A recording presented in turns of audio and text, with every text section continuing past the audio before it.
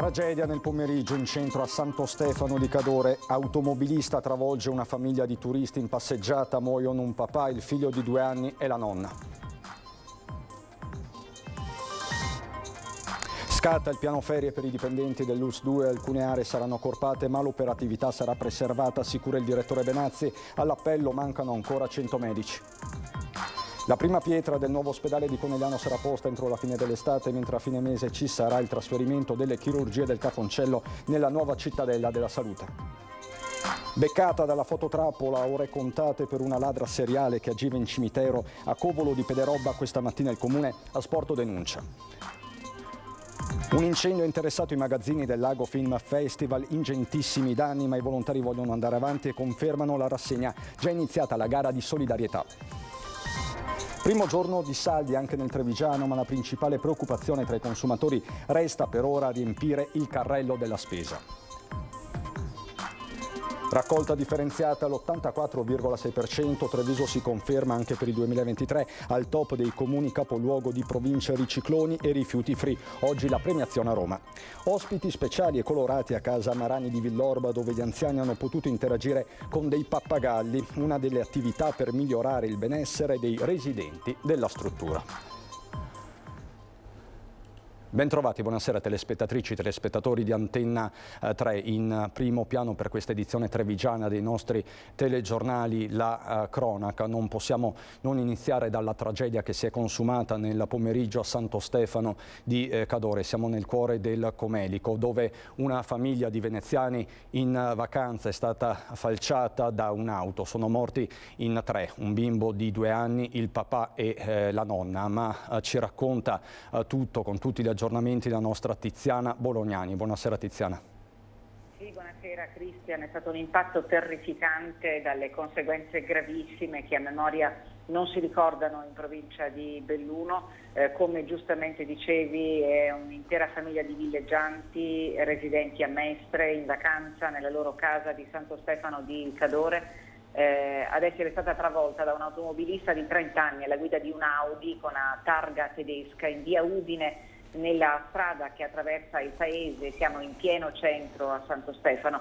Il dramma attorno alle 15:30 di questo pomeriggio e purtroppo ci sono 3 vittime. Il bambino di 2 anni che in quel momento era nel passeggino, soccorso in condizioni disperate dall'elicottero del SUEM, che ha tentato un volo della speranza all'ospedale di Belluno. Risultato vano il papà del bambino di 48 anni e la nonna di 65. Ferita a causa dell'impatto anche la madre, che è stata trasportata all'ospedale di Pieve di Cadore, dove è trattenuto per accertamenti anche il nonno, miracolosamente illeso, ma che è stato colto da malore subito dopo il violentissimo impatto. All'ospedale sotto shock e con lesioni anche la conducente dell'auto, che è distrutta. Le immagini sono particolarmente eloquenti e danno la misura di quanto è accaduto. L'incidente è accaduto di fronte a numerosi testimoni, perché in quei momenti nella chiesa che si affaccia sulla strada si stava celebrando un funerale, perciò tempestive sono state le richieste di soccorso. Per quanto riguarda la dinamica dell'incidente, ancora presto stabilire che cosa sia accaduto in quei momenti.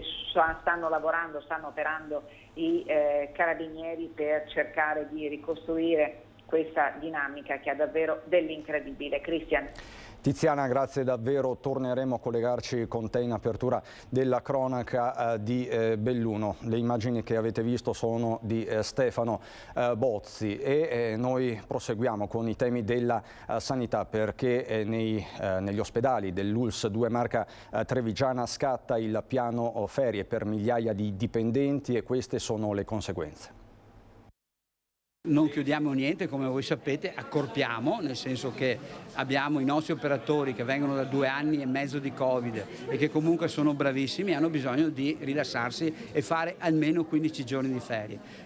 Lo facciamo ogni anno per garantire queste ferie, stiamo ovviamente riducendo i posti letto e qualche volta anche accorpando. Ciò non significa chiusura. Scatta il piano ferie all'ULSS 2 Marca Trevigiana, il primo dopo anni caratterizzati dal regime Covid, un ritorno alla normalità che consente di accorpare quei reparti simbolo dell'emergenza. Noi stiamo in qualche modo cercando di accorpare l'area che sicuramente d'inverno si espande, che sono le aree mediche, quindi dalle lungogiugenze, geriatrie e medicine, perché durante l'inverno, come sapete, fattori virali, l'influenza e altre patologie virali portano le persone fragili, come dicevamo prima, ad essere ricoverate. Chiaro che il problema di fondo, ovvero la carenza di personale, resti, anche se le prospettive sembrano meno nere del recente passato. Parliamo sempre dell'ordine di un centinaio di medici, sostanzialmente, che contiamo di recuperare tutti a fine del 2024. Medici base, la stessa cosa, lo abbiamo detto più volte, oggi si stanno ripopolando, come vedete abbiamo sempre meno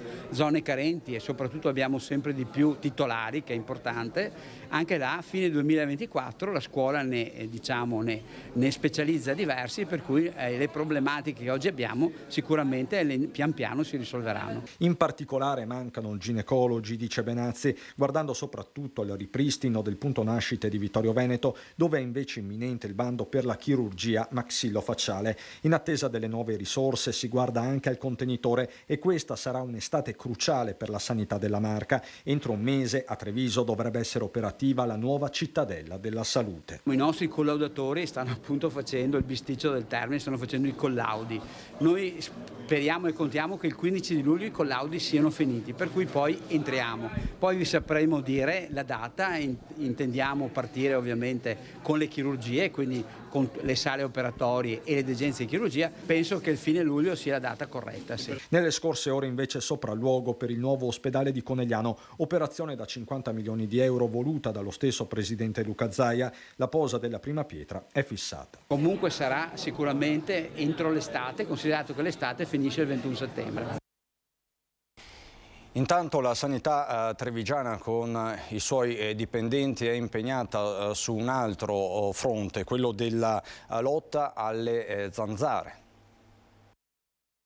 Sono stati 110 casi di arbovirosi registrati l'anno scorso nella Marca, ovvero di malattia trasmessa da punture di zanzare e morsi di zecche. Di questi 21 erano legati a patologie correlate al sistema nervoso centrale.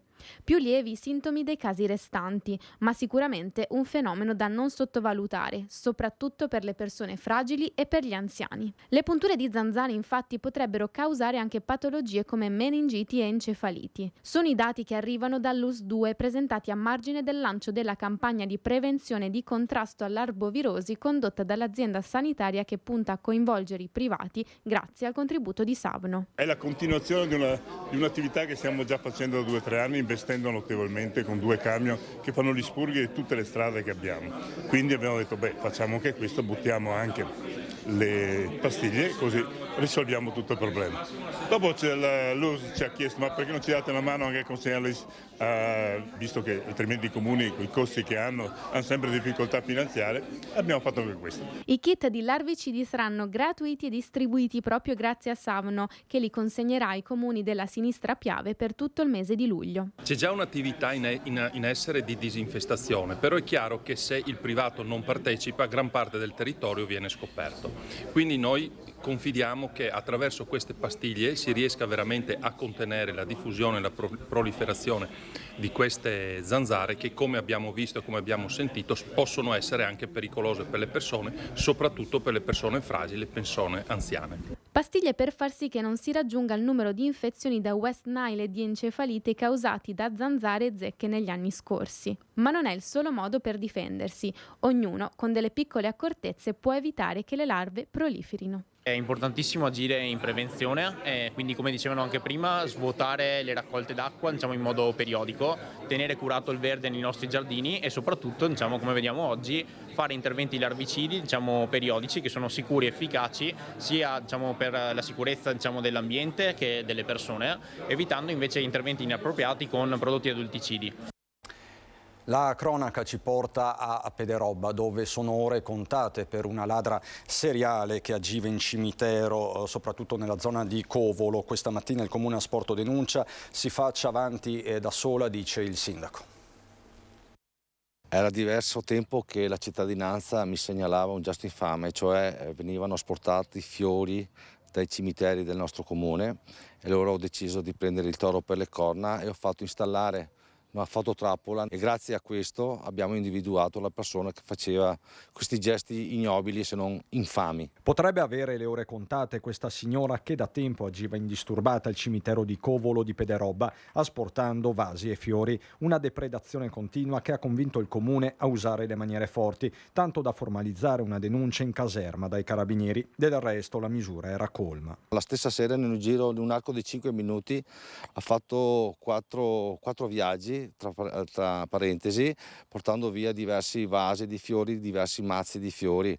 Cioè, penso che non si possa descrivere una persona così se non infame. Spero che si riconosca magari nelle immagini che sta vedendo ora, che chieda scusa, ma non tanto sottoscritto, a quelle persone che hanno subito questi furti. In realtà non si tratta di un fenomeno confinato a Covolo, il giro di vite è complessivo. Abbiamo 3 cimiteri nel nostro comune, questi atti schifosi si sono verificati anche negli altri campisanti, di conseguenza ora la fototrappola farà il giro degli altri luoghi in modo tale da individuare eventualmente se ci sono altre persone che fanno questi gesti ignobili. I ladri di cimitero sono così avvisati anche su eventuali contromisure. Per la signora beccata dalla fototrappola, il primo cittadino avrebbe già in mente una sanzione alternativa, una sorta di legge del contrappasso. Più che altro di perdere tempo nel rubare i fiori dalle tombe dei cimiteri, può venire in cimitero lo stesso e donare qualche ora del suo tempo libero a favore della comunità, magari tenendo in ordine i cimiteri, pulendoli delle erbacce e quant'altro.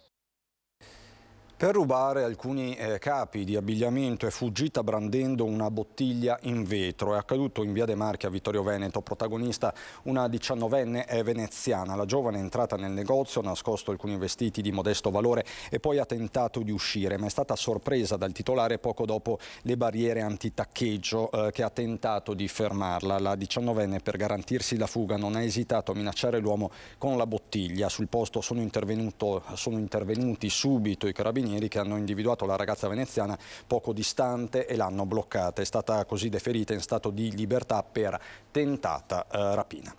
2 anziani nella trappola della truffa del falso incidente. L'appello dei carabinieri: fate attenzione e chiamate il 112. Una chiamata in attesa. Sua figlia ha provocato un incidente. Inizia così la truffa ai danni di 2 anziani di Treviso. In quel momento a casa c'è la moglie che, presa dal panico, ascolta con attenzione il falso assicuratore. Le promette di risolvere tutto, di poter evitare i gravi guai giudiziari alla figlia. Questo per una cifra di 10.000 euro. A rendere ancora più inquietante la chiamata è una voce femminile che piange, che dice all'anziana di essere sua figlia. L'agitazione e la paura fanno il resto. La vittima della truffa racimola tutto quello che ha in casa e lo consegna ad un fatiscente avvocato che suona il campanello di casa. Lui è uno dei complici della banda di truffatori. La trappola è riuscita. Ma, come se non bastasse, scatta la seconda parte del piano. Sempre i malviventi chiamano nuovamente a casa dell'anziana e si spacciano per carabinieri, spiegandole che hanno catturato i truffatori e di stare tranquilla, i soldi le sarebbero tornati. Un modo per ritardare la chiamata al vero 112. Quando la vittima si rende conto di quanto è accaduto, allerta i carabinieri, che hanno avviato le indagini ora per risalire e identificare i malviventi. In questo periodo si è registrato un'escalation di truffe di ogni tipo, online, dello specchietto e appunto questa del falso incidente. L'appello delle forze dell'ordine: fate attenzione, non fidatevi e se avete dubbio chiamateci. Malgrado si continui a parlare, spiega il sindaco di Spresiano Marco Della Pietra, ancora molte sono le persone che vengono truffate, raggiri che sono dietro l'angolo. Tra l'altro i criminali si ingegnano e ne studiano quotidianamente di nuove, per cui credo che l'interazione con le forze dell'ordine e anche con la nostra polizia municipale sia fondamentale, soprattutto per andare a prevenire un certo tipo di atteggiamento, specie nei confronti degli anziani che magari sono meno accorti e spesso sulla fiducia aprono anche le proprie case, quindi non solo telematiche ma anche fisiche, a persone che non conoscono. Per cui noi sindaci spesso ci facciamo promotori del motto non aprite a nessuno. A Revine Lago un incendio ha interessato i magazzini del Lago Film Festival. Ingentissimi danni, ma i volontari vogliono andare avanti. Non preoccupatevi, il Lago Film Fest ci sarà. Abbiamo sfiorato la tragedia, fortunatamente i pompieri sono stati velocissimi, sono riusciti a contenere le fiamme e a spegnere l'incendio veramente in tempo record. Pompieri di Vittorio Veneto e Conegliano che stanno ancora accertando le cause dell'incendio che ha coinvolto uno dei magazzini utilizzati dall'organizzazione del Lago Film Festival negli spazi dell'ex municipio. Probabile un cortocircuito, nessuna persona è rimasta però coinvolta, ma i danni sono ingenti. 200 per esempio le sedie colorate di design distrutte dalle fiamme e diventate nel tempo uno dei simboli della rassegna. Abbiamo perso, ahimè, moltissimi dei nostri materiali per gli allestimenti, le sedie, materiali per l'ospitalità che abbiamo archiviato negli anni e costruito in questi ultimi 20 anni. Ma noi non molliamo e continuiamo ad essere presenti. Il Festival Indipendente di Cinema, diventato tra i principali d'Italia ed Europa, comunque si terrà dal 21 al 29 luglio. Già infatti si è messa in moto una gara di solidarietà. Un'azienda del territorio ha messo a disposizione dei materassi per accogliere i volontari. L'appello dei giovani organizzatori è però generale. Il miglior modo per sostenere il festival è partecipare, perché la partecipazione del pubblico è veramente il pilastro fondamentale su cui si sostiene tutto il festival. Grazie infinite, ci vediamo tra pochissimo. Voltiamo decisamente pagina. Oggi anche nella Marca trevigiana, primo giorno di saldi, ma la preoccupazione principale dei trevigiani è riempire il carrello della spesa. Dappertutto, anche oggi ho guardato gli yogurt, era aumentato di 20 centesimi e è tanto secondo me su uno yogurt, 20 centesimi dopo una settimana è tanto. Quindi non c'è spazio per i saldi? No, esatto, no, purtroppo no. Adesso per vivere è diventato un lusso, per vivere. Prendere il necessario perché sì, visti i prezzi si prende il necessario. In questo momento alimentari neanche le vacanze, per cui sì. È già tanto fare la spesa. Prima di pensare ai saldi, lei dice meglio concentrarsi sulla spesa. Ho 3 figli, meglio pensare alla spesa.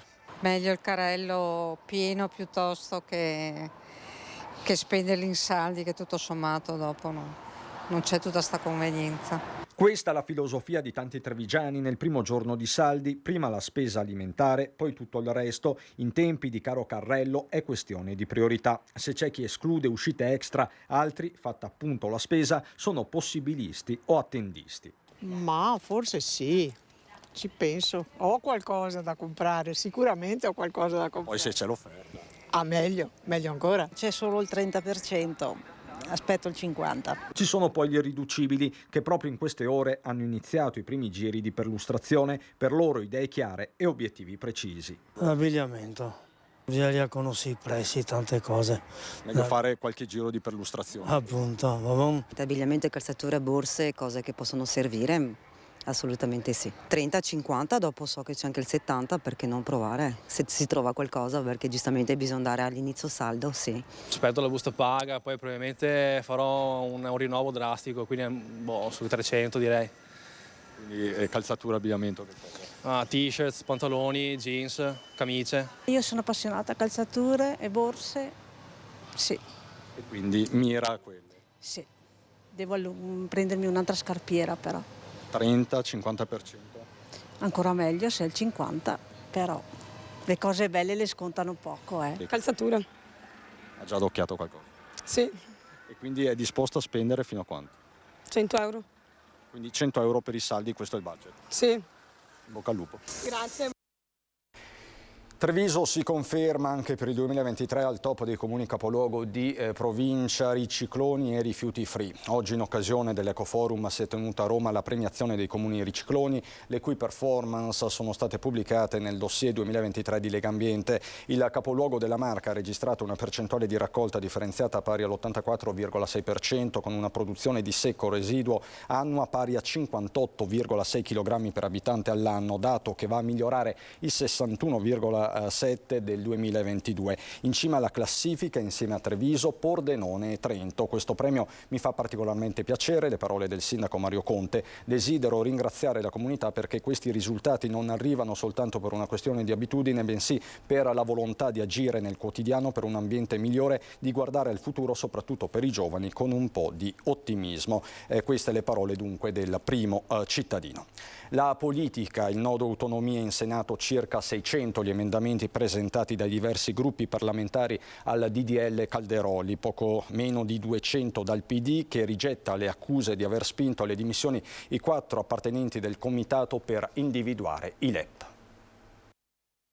Non è un no il nostro, è un sì ad un testo diverso per fare in modo che si possa realizzare qualcosa per i cittadini. La parola d'ordine è: il testo va riscritto così com'è, non può andare, e in Parlamento la pioggia di emendamenti è arrivata allo scadere della presentazione prevista alle 14. Poco meno di 600 i correttivi chiesti dai vari gruppi parlamentari al DDL Calderoli, 190 quelli del Partito Democratico, 190 emendamenti divisi in temi. Poniamo 3 questioni fondamentali. In primo luogo il ruolo che deve avere il Parlamento nella definizione delle intese con le regioni, in secondo luogo un numero di materie inferiore, perché alcune materie come la scuola, l'energia, le grandi reti di comunicazione non hanno proprio alcun senso, che ne dica Zaia, e in terzo luogo la definizione dei LEP da fare con legge di bilancio. Il tema principale da approfondire è quello delle risorse finanziarie, perché qui per realizzare i LEP,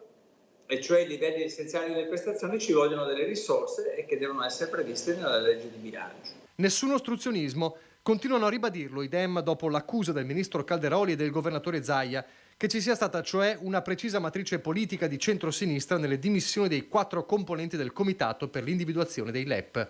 E Martella rivendica la soluzione che già da mesi il suo partito, proprio dal Veneto, aveva ideato. L'autonomia è una cosa seria e noi ci crediamo al punto tale che abbiamo proposto un disegno di legge alternativo e in grado di realizzare un'autonomia cooperativa, equilibrata, solidale per tutto il nostro Paese. Meno materie, certezza di risorse, la garanzia che tutti ne usufruiscano, la necessità di una devoluzione reversibile, così che se una regione si dimostra incapace di gestire una funzione, lo Stato può riacquisirla. Insomma, per il PD troppo facile agitare lo spettro di polemiche politiche sterili. Il tema non è arrivare alle prossime europee avendo una bandierina da sventolare, come sembra fare qualcuno. Il tema è arrivare a definire una legge che serva agli italiani, che semplifichi, che accorci il processo decisionale, che renda la vita dei cittadini più facile. Siamo stanchi di aspettare, dice però il costituzionalista Mario Bertolissi, intervistato da Nicola Zanetti. Sto aspettando da 50 anni che si faccia quello che è previsto nel titolo quinto della Costituzione, ecco, e che si faccia da 22 anni quello che è stato previsto a partire dal 2001. Nelle sue parole ci sono amarezza e stanchezza, ma non certo voglia di arrendersi, anzi di rilanciare e contrattaccare. Perché per il professor Mario Bertolissi, uno dei saggi individuati dal ministro Calderoli per comporre il comitato di individuazione dei LEP, le dimissioni dei suoi 4 illustri colleghi, Giuliano Amato, Franco Bassanini, Franco Gallo e Alessandro Paino, sono una contraddizione bella e buona. Calderoli parla di una polemica montata ad arte e di matrice politica, quasi un ordine di scuderia da parte di Elly Schlein. Bertolissi si limita a ricordare che fu proprio il centro-sinistra nel 2001 ad approvare la modifica del titolo quinto della Costituzione, introducendo fra l'altro nell'articolo 117 proprio l'individuazione dei LEP. Coloro che adesso criticano quando si sta facendo sono stati al governo per lunghissimo tempo e oltretutto hanno ricoperto delle cariche di altissimo profilo nell'ambito della Repubblica. Sono stati parlamentari, ministri, giudici, presidenti della Corte Costituzionale, giudici e presidenti del Consiglio di Stato. La domanda è: ma fino adesso dove stavano? Io resto coerente con le mie idee, continua, al di là delle appartenenze politiche, e pone idealmente un fuoco di fila di domande ai dimissionari. Adesso che si deve di per sé fissare i LEP con riferimento alle 23 materie, si vorrebbe che si facesse tutto, non una parte soltanto, ma tutto, perché si dice se non si vede tutto allora non si possono prendere decisioni. Potevate farlo, perché non l'avete fatto? Perché si deve fare tutto quando in realtà stiamo parlando dell'autonomia differenziata che di per sé pone il problema soltanto per una parte? Adesso si dice incostituzionale, scusi. Ma l'incostituzionalità la dichiarerà la Corte Costituzionale? Oppure ci sono alcuni che hanno il potere di stabilire se è conforme a Costituzione oppure no? Se è incostituzionale non entrare nella commissione. E la chiosa finale è dedicata al grande economista e Presidente della Repubblica Luigi Einaudi, ricordando un suo testo sulla giustizia tributaria. Nelle prime pagine Einaudi se la prende coi dottrinari. Dice che sono dottrinari quelli che, si riferisce proprio ai professori universitari, oltretutto, che avendo in mente la giustizia in assoluto, trascurano la giustizia grezza, quella cioè concreta, che risolve i problemi della quotidianità del cittadino. I temi dell'economia, grazie a un'idea sostenibile, una start-up trevigiana è riuscita a ottenere, pensate, 1 milione di euro di fondi PNRR. Tra i 9 miliardi e mezzo di euro dei fondi del PNRR assegnati al Veneto, quelli per l'energia e l'efficienza energetica superano i 305 milioni e per la digitalizzazione e innovazione arrivano quasi a 208 milioni. A beneficiare dei fondi PNRR non ci sono solo gli enti pubblici, ma anche le imprese private e le start-up, come la trevigiana DP Company che opera nel campo dell'edilizia sostenibile. La nuova azienda è riuscita ad ottenere un contributo di 1 milione di euro grazie all'idea di produrre pannelli isolanti per l'edilizia utilizzando gli scarti tessili. Qual è stata la vostra idea vincente? Pensare all'economia circolare e al green di un pannello che sia ecosostenibile. Ottenere i finanziamenti è stato difficile? Non è stato facile, ma con bravi tecnici ci siamo riusciti. Ci vuole una preparazione documentata bene, presentare un prodotto innovativo con un recupero di materiali che dovrebbero andare in discarica è un'idea direi che paga, economia circolare. E questo premio l'ha ricevuto grazie a questo. Per comuni ed imprese il PNRR rappresenta un'imperdibile opportunità che tuttavia si sta scontrando con una fortissima difficoltà nella realizzazione a causa di strutturali carenze di personale e di competenze tecniche adeguate a supporto. PNRR è una grande opportunità e sta ancora un po' rallentando, non è ancora completamente entrato nel vivo, però abbiamo già dei pilastri, quindi sappiamo già dove andare a parare, che cosa consigliare alle nostre imprese per ottenere i finanziamenti. Vi raccontiamo adesso una mattinata davvero speciale, quella dedicata agli ospiti di Casa Marani a Villorba. Vi conoscono, poi ci sono le ruote delle sedie a rotelle. Naso all'insù e tanto stupore a Casa Marani, dove gli ospiti sono stati intrattenuti da 3 simpatici amici dalle piume colorate, portati dall'associazione Vogliamo Esagerare. L'associazione si occupa anche di questo, di raccogliere pappagalli in difficoltà per poi riabilitarli e portarli così a fare queste attività ludico-ricreative per far gioire le persone per qualche ora. Dopo il racconto su vite e abitudini dei pappagalli, Axel, Pixel e Maya si sono prestati a interagire con gli anziani, volando da una spalla all'altra e ballando a ritmo di battimano dei residenti. Casa Marani cerca sempre di attivare nuove soluzioni per poter accompagnare gli ospiti nelle loro giornate, che spesso sono lunghe. Attività ludico-ricreative che la struttura offre agli anziani e che portano non solo un momento di gioia e di svago all'interno della residenza, ma che agiscono anche sul benessere fisico e psicologico degli ospiti. Per gli anziani il beneficio è sicuramente sia fisico e psicologico. Lavoriamo moltissimo sul benessere perché apportiamo comunque buon umore, perché il semplice fatto di vederli, come in questo caso, ci dà buon umore, ci dà un'occasione di socializzazione in ambiti in cui spesso c'è anche un problema di isolamento della persona. Quindi noi creiamo, se siamo nell'ambito ludico-ricreativo, creiamo dei momenti di socializzazione, di benessere, di piacere, di divertimento. L'incontro con i pappagalli è solo un'anteprima di un progetto più ampio che verrà attivato a Casa Marani di Villorba con l'associazione e che prevede laboratori di attività manuali o di memoria attraverso vari giochi in compagnia dei colorati volatili. Ad accompagnare i residenti in questo periodo di attività ludiche e di pet therapy anche Nicolò e Alessandro. Alcuni di loro veramente sono molto felici, penso che non abbiano mai visto dei pappagalli o comunque non abbiano mai fatto un'attività del genere fino ad ora. Anche per me è un'attività nuova e non sono mai stato a contatto così vicino con dei pappagalli, ho anche scoperto delle notizie nuove per me, diciamo, su di loro e secondo me anche loro si stanno divertendo molto. Sono importanti per magari anche nelle persone dementi, aiutano perché dove non c'è tanto la parola, magari il contatto, i cani trasmettono e anche i pappagalli possono trasmettere molte emozioni. Ma vi raccontiamo anche di una serata speciale, quella vissuta ieri sera a Villa Barbarella.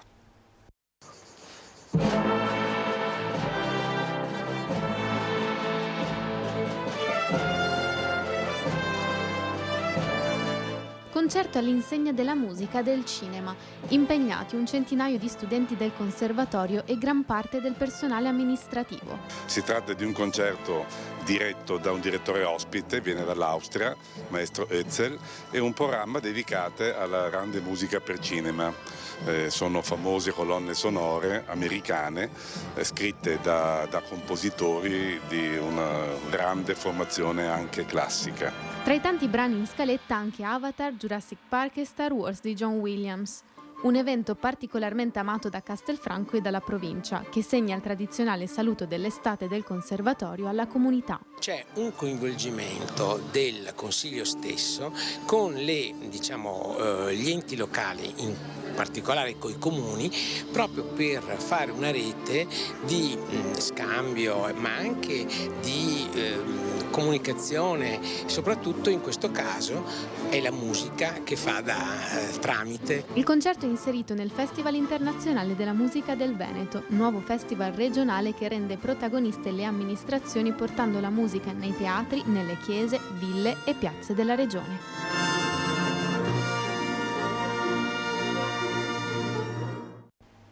Andiamo, o meglio ritorniamo nel bellunese.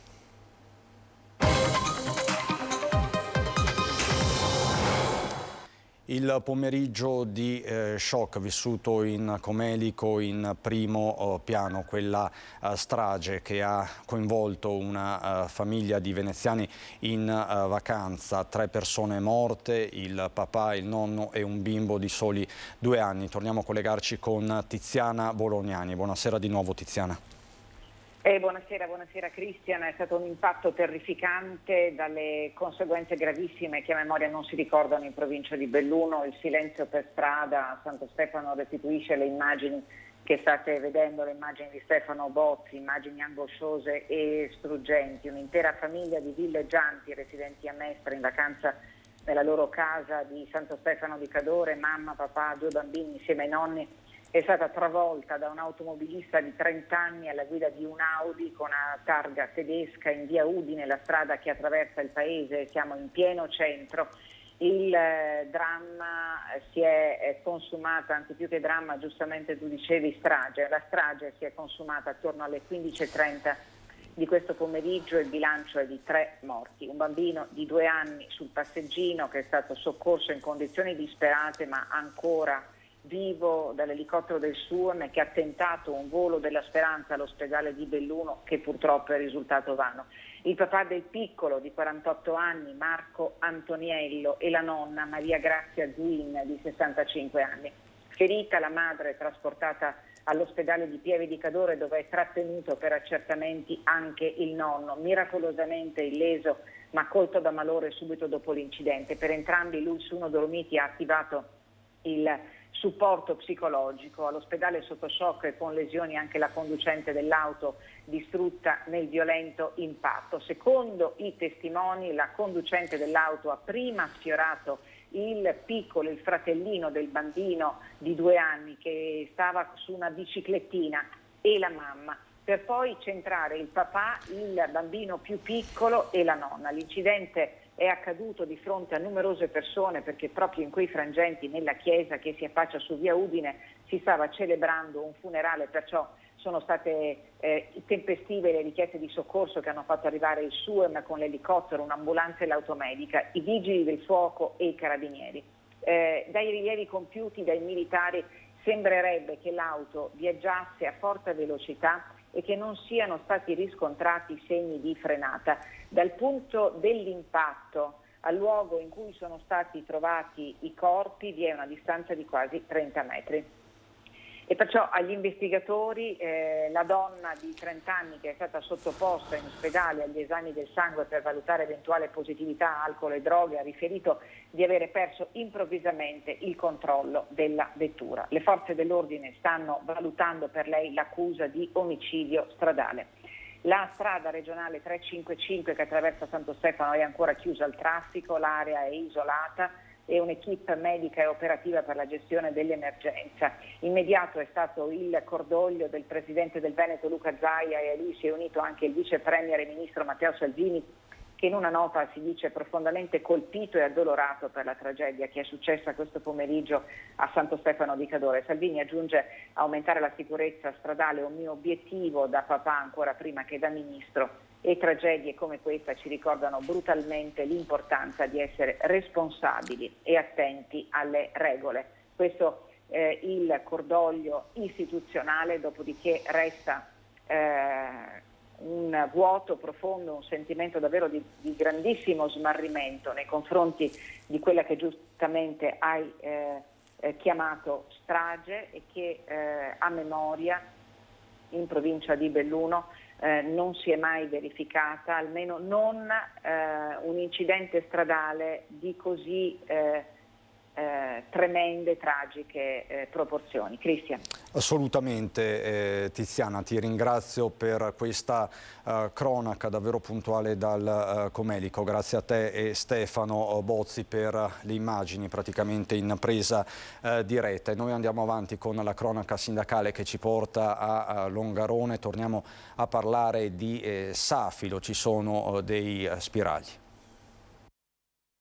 È stato fatto un ulteriore passo in avanti, abbiamo un nuovo compratore in più oltre a Telios e questo è sicuramente positivo. Ora aspettiamo di vedere il piano industriale prima di cantar vittoria definitivamente. Su Safilo il cielo non è ancora sgombro di nuvole, pur se sembrano meno dense e nere di qualche settimana fa. L'annuncio della società che ieri si è detta pronta a chiudere la cessione entro la fine del mese è stato accolto con moderato ottimismo. 2 trattative parallele, la prima con Telios che lavora per le maison del colosso LVMH, interessata a rilevare Safilo 1 e 250 dei 458 lavoratori. La seconda con l'imprenditore Carlo Fulchir, l'uomo che da un piccolo laboratorio improvvisato scalò l'empirio della finanza internazionale alla guida di Finmec, il più grande gruppo italiano dell'elettronica, prima di cadere nel crack da $1 miliardo che gli causò seri guai giudiziari nel 2007.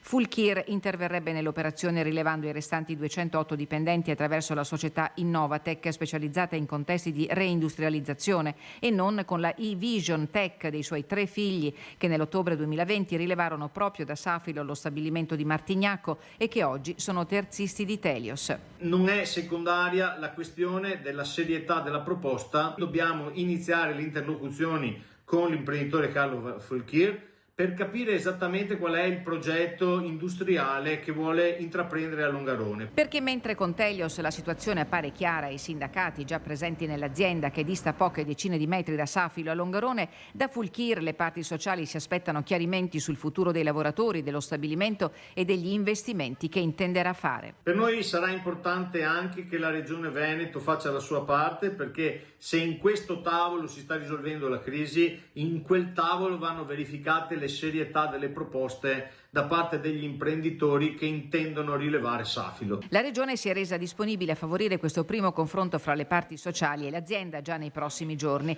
Contestualmente è prevista anche la riunione del Comitato di Sorveglianza Socio-Istituzionale a Longarone. È stato un percorso lungo, complesso, stiamo cominciando a vedere la luce grazie a un lavoro di squadra coordinato dall'assessore regionale Donazzan che tutto sommato secondo me sta portando dei risultati che mi auguro possano diventare i risultati che tutti speriamo e quindi a quel punto là sì potremo festeggiare. Vi parliamo adesso di una eccellenza tutta feltrina, il centro ittiogenico di Tomo. Tomo, frazione di Feltre sulle pendici di fronte al centro storico. Una stradina erbosa porta dall'abitato a un angolo di Paradiso dove ogni anno vengono prodotti almeno 800.000 abanotti di trota marmorata, motivo di orgoglio anche per l'amministrazione comunale. Siamo orgogliosissimi perché appunto si trova intanto all'interno della frazione, che è la frazione di Tomo, che come tutte le nostre frazioni ha delle caratteristiche non indifferenti, sia per quanto riguarda questo aspetto di oggi, che è un aspetto che tratta appunto tutto il discorso della torta marmorata, l'ambiente eccetera, è un centro di eccellenza nel Veneto ma anche a livello nazionale. È il centro ittiogenico dove sono appena stati investiti per il rifacimento del tetto 200.000 euro finanziati dal Fondo per i Comuni Confinanti e dalla provincia di Belluno. Spesi bene, con velocità, con idee chiare, portati avanti da una persona eccezionale che è Denis Perer, e crea questo i presupposti anche per fare ulteriori finanziamenti sui fiumi, per i pescatori, per il turismo ittico e anche per l'intera provincia di Belluno. Denis Sperer, che trasformò 30 anni fa quella che era una latteria in quello che vediamo oggi. Noi cerchiamo di differenziare i ceppi per vari corsi d'acqua, per cui qui a Tomo abbiamo il ceppo Piave e di conseguenza nel successivo passo queste le trote vengono liberate nell'asta del Piave per la provincia di Belluno e per la provincia di Treviso. Ora bisognerà continuare gli ammodernamenti e Veneto Acque metterà a disposizione 400.000 euro per garantire una seconda sorgente presa a monte della strada che attraversa Tomo e portare l'acqua in questo angolo di natura talmente incontaminata che tra qualche istante, mentre il sindaco si allontana, se agguzzate gli occhi, vedrete 2 femmine di capriolo passare alle spalle dell'intervistato. Fa un grosso investimento, ma vorrei ricordare anche zona bellunese, su tutta la provincia di Belluno, sono quasi 1 milione di euro che saranno investiti. Sono soldi della Regione Veneto perché Veneto Acqua è una società regionale ed è una società strategica per attuare i progetti e i programmi che ha la Regione Veneto. Così dunque a Tomo. Io ovviamente vi ricordo che nelle prossime edizioni torneremo a occuparci ovviamente con tutti gli aggiornamenti del caso della tragedia che si è consumata nel pomeriggio a Santo Stefano di Cadore, questa famiglia che è stata falciata in strada. Siamo sulla strada tra appunto Santo Stefano e Sappada, molto nota anche ai villeggianti di tutto il Veneto. Una famiglia distrutta, papà, nonno e un bimbo di 2 anni. Ovviamente torneremo a collegarci con la nostra redazione di Belluno, Tiziana Bolognani. Per il momento è davvero tutto, vi ringrazio per l'attenzione, vi lascio le previsioni del tempo, buona serata.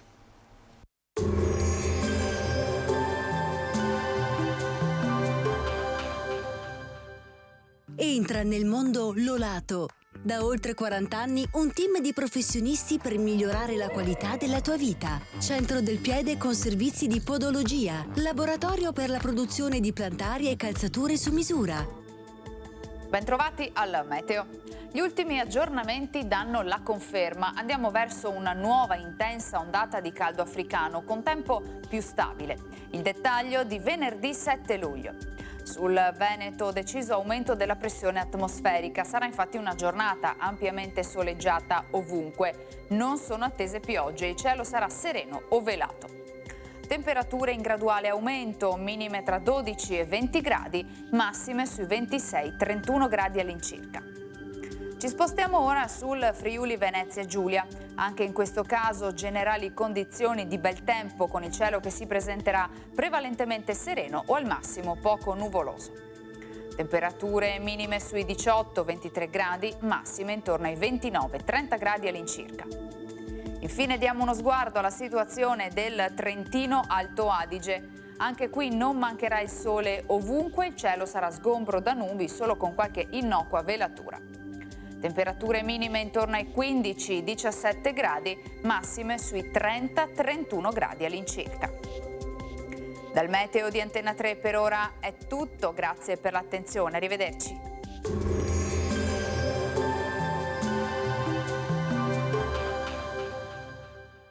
Busti, tutori e protesi di arto personalizzati. Ortopedia e sanitaria Lolato. A Treviso e Montebelluna. Lolato, soluzioni per star bene.